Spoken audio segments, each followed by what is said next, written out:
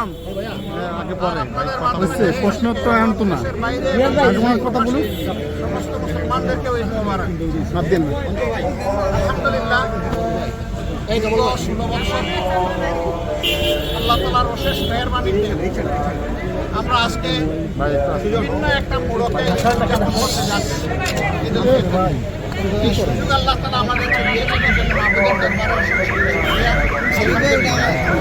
যাদের ত্যাগ এবং কুরবানির বিনিময়ে জীবন এবং যাদের আহত পঙ্গু আর বিনিময়ে আজকের আমাদের এই ঈদ, আমি মহান মাবুদের দরবারে দোয়া করি আল্লাহ তাআলা যারা নিহত হয়েছে তাদেরকে শহীদ হিসেবে কবুল করুন, আর যারা আহত এবং পঙ্গু হয়েছে আল্লাহ তাআলা তাদেরকে সুস্থতার নিয়ামত দান করুন। বিশেষ করে শহীদ পরিবারগুলোকে আল্লাহ তাআলা সবর এখতিয়ার করার তৌফিক দান করেন। ঈদ অবশ্যই খুশির এবং আনন্দের। আল্লাহ তাআলার পক্ষ থেকে মুহাম্মদ রাসূলুল্লাহ সাল্লাল্লাহু আলাইহি ওয়াসাল্লামের উম্মতের জন্য দুইটা ঈদ আল্লাহ তাআলা বিশেষভাবে উপহার দিয়েছেন। বাংলাদেশে আজকের ঈদটা একটু ভিন্ন।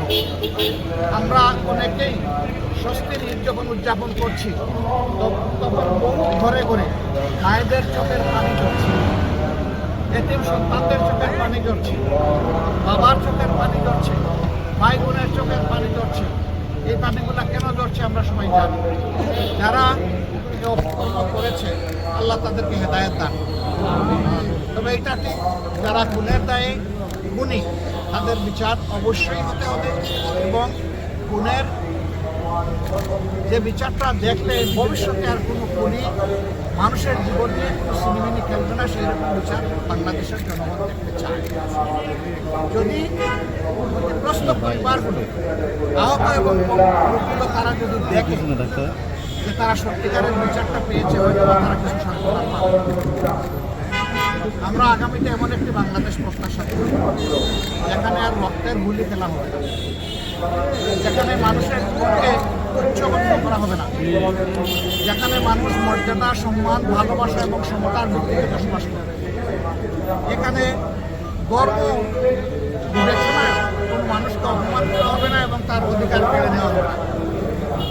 একজন নাগরিক হিসাবে সকলের মতো সকলেই সমান অধিকার এখানে ভোগ করতে এবং এটা শুধু আল্লাহর কোরআনের ভিত্তিতেই সম্ভব। আমরা সেই ধরনেরই একটা সমাজের জন্য লড়াই করছি। আমরা রোদা দুর্নীতিমুক্ত একটা সমাজ চাই, কিন্তু এই সমাজ গড়তে হলে অবশ্যই ছাতাবাজ দখলদার মুক্ত সমাজ গড়তে হবে। এই ব্যাপারে আমাদের কোনো আপোষ নেই। এই জায়গাটায় আমরা এতে যদি এই কথাটা আমার নিজের পক্ষে যায় তাও আমাকে বলতে হবে। এই সত্য কথা বলা ছাড়া আমাদের কোনো উপায় নেই। আমরা দুঃশাসন এবং দুর্নীতিমুক্ত একটা সমাজ চাচ্ছি, আর সেই সমাজ গঠনে আমরা দেশবাসীর সহযোগিতা চাই। এবং আপনারা সাংবাদিক বন্ধুগণ যারা আছেন, আপনাদেরকে আল্লাহ তাআলা এমন একটা জায়গায় রেখেছে, আপনারাই সমাজের পুরা চিত্রটা দেশ এবং দুনিয়ার সামনে তুলে ধরতে পারেন। ইচ্ছা করলে আপনারা সাদাকে সাদা হিসাবেই আনতে পারেন, আবার সাদাকে আপনারা বিভিন্ন করে ফেলতে পারেন। আমাদের অনুরোধ থাকবে সাদার বিকাশ এবং কালোর বিনাশে আপনারা ভূমিকা রাখবেন।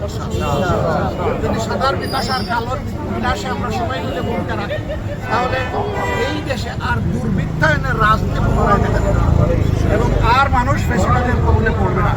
আল্লাহ এমন একটি দেশ আমাদেরকে গড়ার তৌফিক দান করুন। আমার সকলকে এই দেশ শুভেচ্ছা জানিয়ে আমার কথা এখানে শেষ করছি। আসসালামু আলাইকুম ওয়া রাহমাতুল্লাহ। হুজুর একটা প্রশ্ন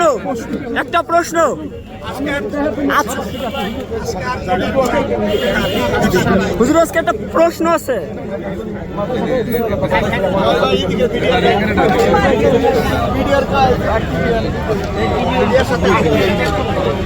আমার বলবেন আমরা বৈষম্যের শিকার হয়ে গেলাম, আমরা হাত তোলার সুযোগ পাইলাম না। আসসালামু আলাইকুম। টিভিএনটা ভাই, টিভিএন ওই পাই